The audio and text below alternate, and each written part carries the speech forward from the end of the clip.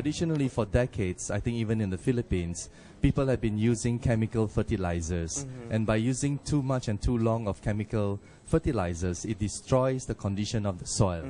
So at the end of the day, the yield decreases and the environment is affected.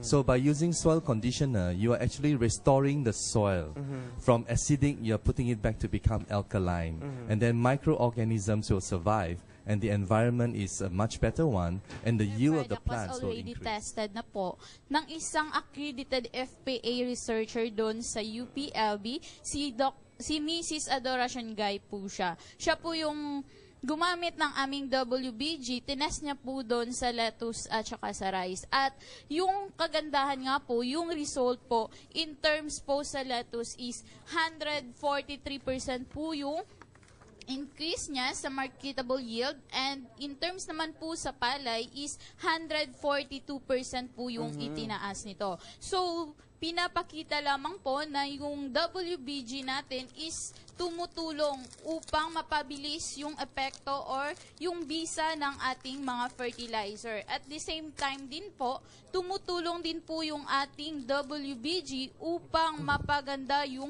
tubo at kalidad ng ating mga panin. We are not a fertilizer, we are a soil conditioner. So what we do is we complement the fertilizers being used.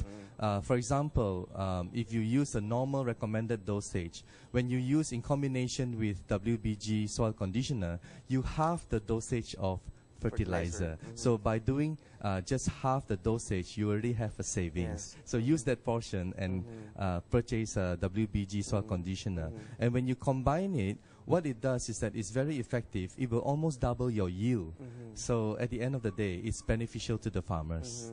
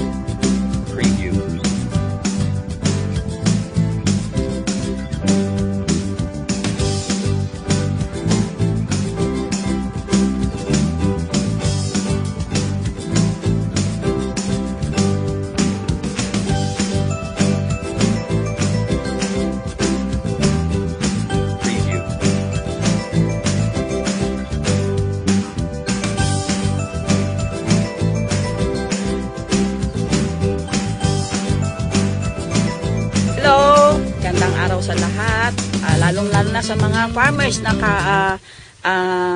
kasama ko. Ako nga si Belita Villarama, taga rito sa sa Kawayan, Nagrumbuan. Kawayan Isabela. Ito ho yung demo farm namin. Ang sukat ho nito is 2 hectares. At ang ito ho yung nagamitan ng soil conditioner. Makikita ho natin yung pagkakaiba ng nagamitan sa hindi gumamit ng soil conditioner. Ito yung walang soil conditioner. Makikita ho natin na siya, kulyapis, takaw, insekto. At saka hindi siya walang laman. Ibig sabihin pagkakulyapis, walang laman. Kaya makikita natin yung pagkakaiba. Ito mas mabusog, busog na busog dahil sa tulong nung conditioner. Kinondisyon niya kasi yung lupa Kaya malintog, makikita natin, papinsindahan din, mahaba yung mga uhay, mabunga.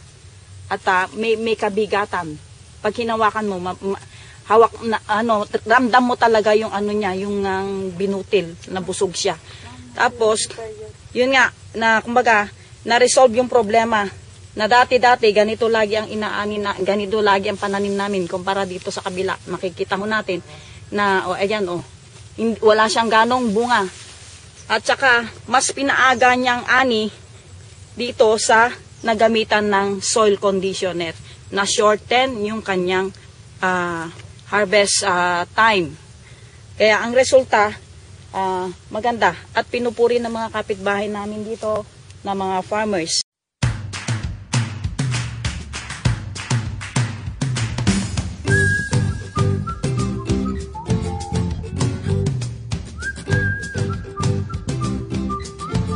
Preview.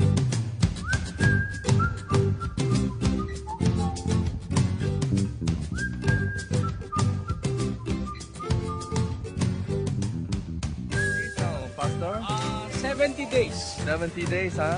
70 days to 2 months, 10 days. And what happened to your neighbor? Let's see your neighbor. Without WBG. Without WBG. Sa may magandang site. There was a drought. And with WBG, despite the drought, because of the water retention ability. Wow, how tall now? How many feet now? 8 feet, sir. 8 feet? Wow, sir, doon o, malalaking bunga, Ma'am Andrew ka. This is the one. And that is the neighbor. 10 feet. The neighbor. The neighbor is gone. Patayuin na lang natin para... 10 Ito, feet. kunin mo to. 10 feet, yeah. Picture. 70 days. 70 days, huh? Very healthy, very green. Very healthy and green. And the fruit is Yes. jumbo size. So this is amazing Testimony. testimony of WB. 1.2 hectare. Of, And how much you put WBG? How much did you apply? I only apply 3 kilos of 3 kilos only, huh? WBG. 3 kilos. This is 1.2. Yeah. And my fertilizer, 5 bags only instead of 10. You reduce the fertilizer. Reduce it